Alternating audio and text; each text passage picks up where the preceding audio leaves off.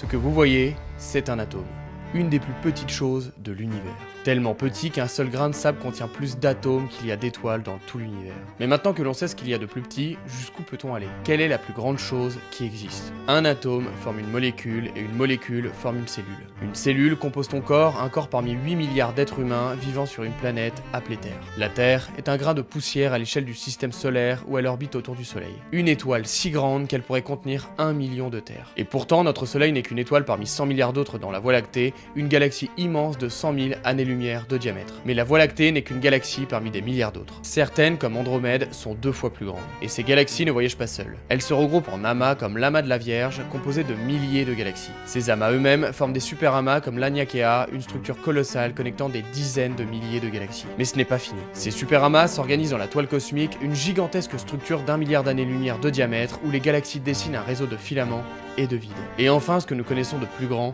c'est l'univers observable. 93 milliards d'années-lumière. Une sphère infinie à nos yeux contenant des milliards de galaxies, chacune remplie de milliards d'étoiles et de planètes. Et pourtant, ce que nous voyons n'est peut-être qu'une fraction d'un multivers encore plus vaste.